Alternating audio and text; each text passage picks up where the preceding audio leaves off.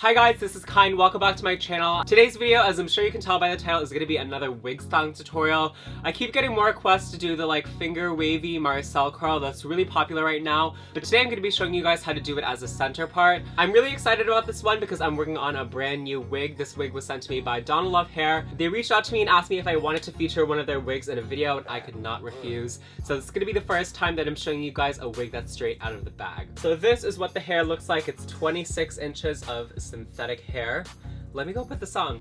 Okay, this is what it looks like straight out of the bag. It's quite expensive. On the site, I'm pretty sure it's like $110, $120, somewhere around there, which is a lot of money considering you can get synthetic lace fronts for like half that price. But my first impression is that the hairs do feel very soft and silky, and the wig is very dense, so you're not going to be able to see any tracks while you're wearing it. Plus, the fibers are also heat safe, so you can use your styling tools on this. And they also throw in a free wig cap and a wig brush with your purchase, so I was very impressed to see this. So I guess I understand where the high price point comes from. I mean, if you have the money and you want to invest in some nice luxury wigs, then I'll link it down below in the description. And they gave me a coupon code to share with you guys. It's onlinekyne. It saves you like $8 at checkout. I don't make any commission off of it, if you're wondering. It's just a way of letting them know that I sent you if you make a purchase, so you know, maybe they can sponsor some more wig tutorials in the future. And it's a win-win situation. Anyway, I'm gonna take this off because I look like a cross-dresser, and let's get into the tutorial. Alright, so I pinned the wig onto my canvas block. If it looks different, it's because I covered it in a bunch of tape and plastic wrap. I got a comment on one of my last videos. One of you guys recommended that I do this to protect it from getting moldy from all the steam that I use, and because I also use lots of hairspray, so this just protects the canvas block. You'll also notice that the lace on this wig is longer than usual. It's all the way down here. That's because this hair is straight out of the bag, and when you buy a lace front wig, if you're not already familiar, the lace is usually kept extra long because some people like to modify the hairline by tying in their own hairs here, and because they want you to be able to cut the lace to your desired length. Lots of people just cut right up to the hairline because it looks more natural that way.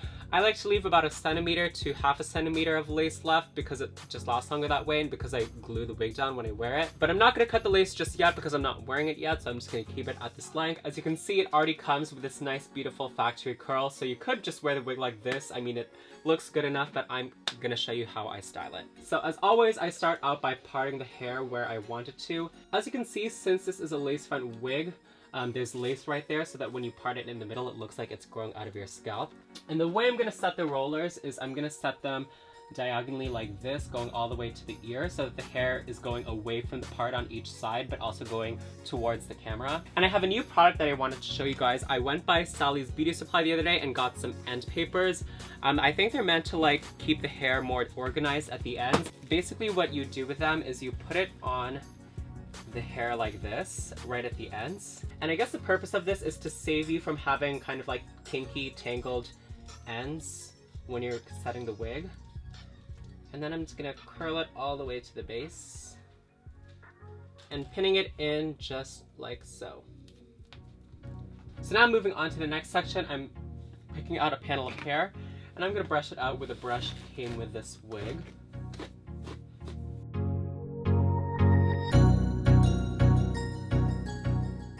Alright, so I'm finished now roller setting the first row of hair, which is right at the hairline, which I would say is the most important part because this is the part that people see. So if you mess this up, then you might as well just give up. But as you can see, all the curlers are away from the part so that when I take them all out, the hair just naturally wants to part there. And then I'm just going to continue this pattern all the way around the head.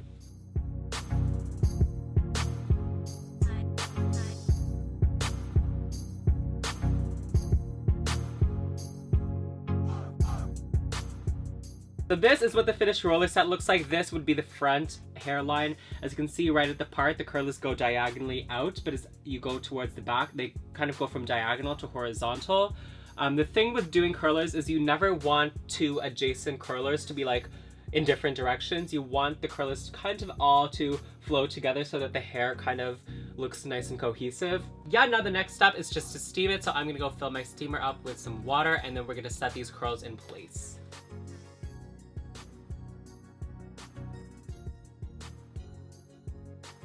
To sing through the night like a lark who's learning to play.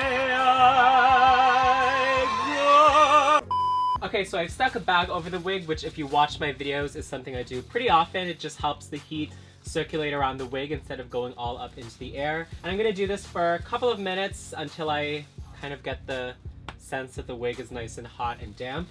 I wonder if you can like put oils in the hot water so the steam makes the wig smell like vanilla or like chocolate. Okay, I'm gonna turn this off now. I feel like it's been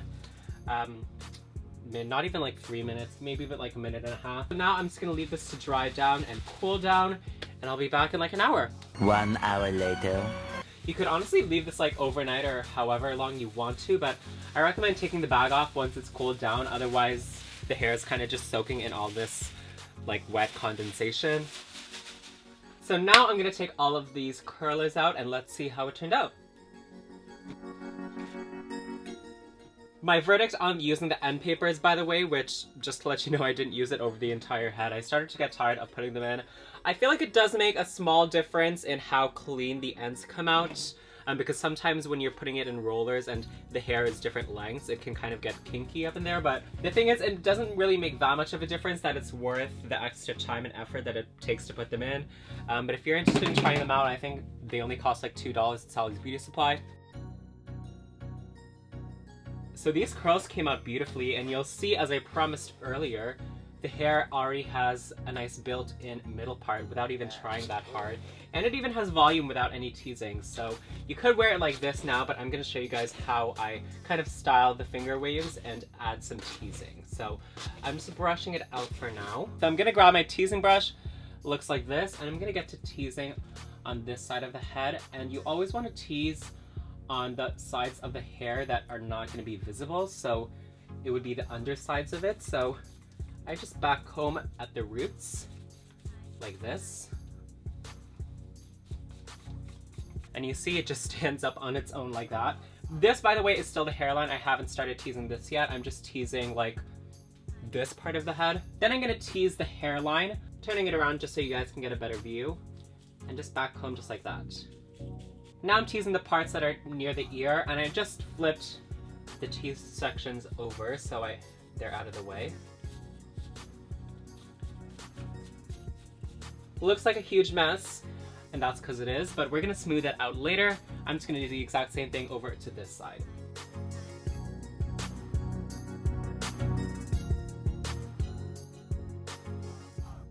And a tip is to take adjacent sections that you've teased and then tease them together so that they're all one big unit. Okay, yay, so this is what the hair looks like now that I've teased all the roots. It has to go through a bad stage before looking good, and you just have to kind of trust yourself with the teasing. The next step now is to smooth out all the teasing, and I'm gonna use the brush they provided with the package. I kind of like this brush actually. Not brushing hard enough to undo the teasing, but only brushing to get the surface of the hair so that the surface looks smooth again.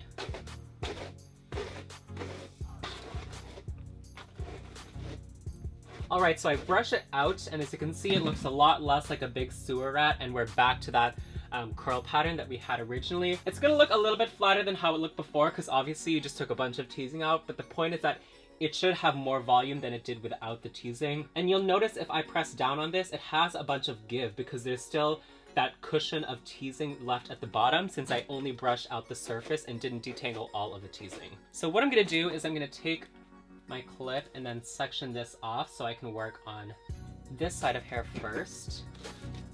So you'll see this section of hair fall straight on my face, which I don't like. What I want for it to do is for this first curl to go up. I'm going to use a little roller to push this first crest up and make sure it stays up. And I'm going to pin it in place. And the purpose of doing the teasing is because I wanted a bit of lift there, but I can go ahead and zhuzh it up a bit more if it's not enough. Since this part goes up and out, the next curl is going to want to go down and in. So we have a crest and then a trough. So taking that trough that just naturally appears because of the rollers, and I'm going to emphasize the depth of it by sticking a roller in there and then pinning it in. Since this went down and in, the next one again is going to go up and out. So taking that in my fingers and organizing it so it goes up and out, and then putting a roller there. Even if the hair already looks the way you want it to look, using all of these rollers and pins and clips will ensure that the hair stays in that place when you freeze it with hairspray and a blow dryer. That way it doesn't move around. Alright, so this is a hair now all in its rollers and pins. All I'm going to do now is just freeze it with some hairspray and a blow dryer, and I'll be right back.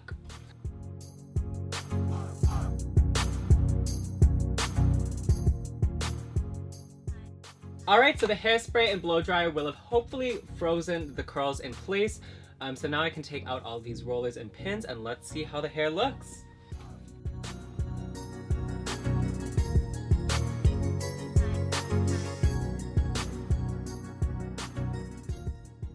Okay, yay, so this is what the hair looks like now. I'm just going to clean up the ends a little bit because they're a little bit frizzy. All I'm doing is taking the hair in my hands and then just brushing it so that it's nice and smooth like that.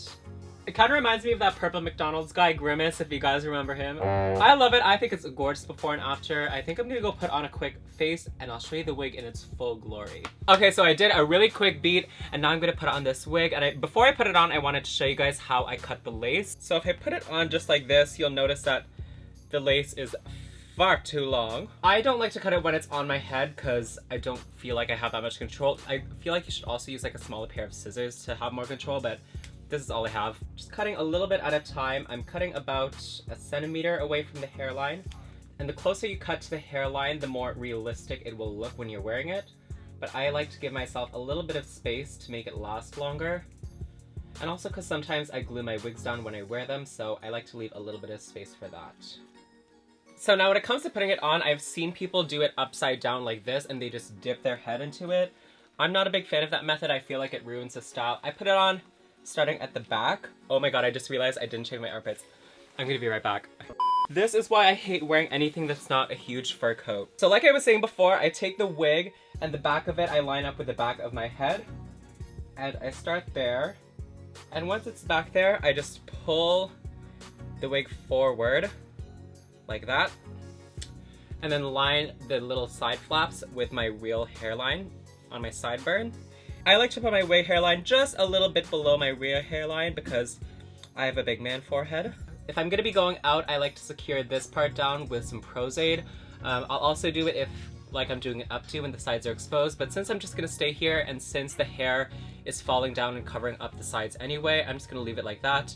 And that's how I put on my wigs. If you need more security, you can take little bobby pins, and what I usually do is I find a spot that's like underneath the hair, like right here, and then I just pin it into place just like that.